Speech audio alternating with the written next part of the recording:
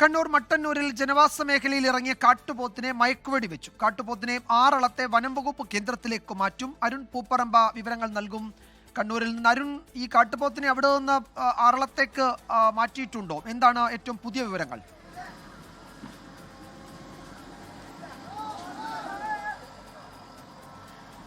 വിജയകുമാർ, മട്ടന്നൂരിൽ നിന്നും, അതായത് കൊളപ്പ ഭാഗത്ത് നിന്നും പ്രദേശത്ത് നിന്നും മയക്കുവടി വെച്ച് പിടികൂടിയ ഈ കാട്ടുപോത്തിനെ ഇപ്പോൾ നമ്മൾ ദൃശ്യങ്ങൾ കാണുന്നത് ആ കാട്ടുപോത്തിനെ ഈ ആനിമൽ ആംബുലൻസിലേക്ക്, ഈ ലോറിയിലേക്ക് മാറ്റിയിട്ടുണ്ട്. അതിനെ ഇപ്പോൾ ആറളത്തെ വനം വകുപ്പിൻ്റെ കേന്ദ്രത്തിലേക്കാണ് അതിനെ മാറ്റുന്നത്. അതിനെ ഈ ഒരു കാട് പിടിച്ച പ്രദേശത്തു നിന്നാണ് മയക്കുവടി വെച്ച് അത് മയങ്ങി വീണത്. അവിടെ നിന്ന് JCB ഉപയോഗിച്ച് ഒരു പാത, ഒരു താൽക്കാലിക പാത നിർമ്മിച്ചാണ് ഇതിനെ മെയിൻ റോഡിലേക്ക് വാഹനത്തിൽ കൊണ്ടുപോകുന്നത്. അതിൻ്റെ കുറച്ച് പ്രയാസമുണ്ട്.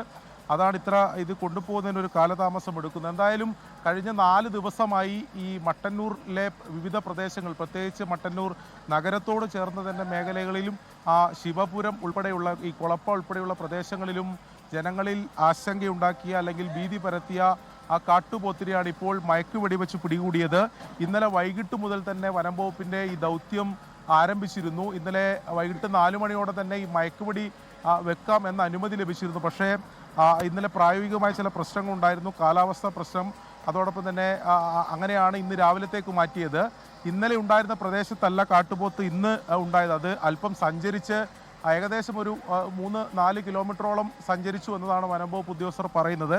അങ്ങനെ അതിനെ ലൊക്കേറ്റ് ചെയ്യാൻ അല്പം സമയമെടുത്തു. അങ്ങനെയാണ് രാവിലെ ഈ ദൗത്യം കുറച്ച് വൈകിയത്. എന്തായാലും അതിനുശേഷം മണിക്കൂറുകൾക്കകം തന്നെ ലൊക്കേറ്റ് ചെയ്ത് കൃത്യമായി അതിനെ മയക്കുവെടി വെച്ചു. ആദ്യ മയക്കുവെടിയിൽ തന്നെ അത് മയങ്ങി. അതിന് പിന്നീട് ഏറെ പണിപ്പെട്ടാണെങ്കിലും ഇപ്പോൾ കാണുന്ന ആനിമൽ ആംബുലൻസിലേക്ക് അതിനെ മാറ്റി ഇപ്പോൾ ഈ ആറളത്തേക്ക് ഇതിനെ കൊണ്ടുപോവുകയാണ്. ഇനിയുള്ള നടപടി, ഇതിനെന്തെങ്കിലും ആരോഗ്യ പ്രശ്നങ്ങളുണ്ടോ എന്ന കാര്യം പരിശോധിക്കണം.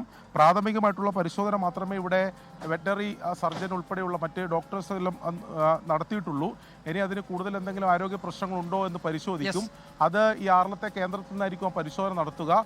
അതിനുശേഷം മറ്റ് ആരോഗ്യ പ്രശ്നങ്ങളൊന്നും ഇല്ലെങ്കിൽ ഇതിൻ്റെ ആവാസ വ്യവസ്ഥയിലേക്ക്, കാട്ടിലേക്ക് തുറന്നു വിടുമെന്നാണ് വനം വകുപ്പ് ഉദ്യോഗസ്ഥർ എന്തായാലും അറിയിച്ചിട്ടുള്ളത്. എന്തായാലും ദൗത്യം വിജയം കണ്ടു.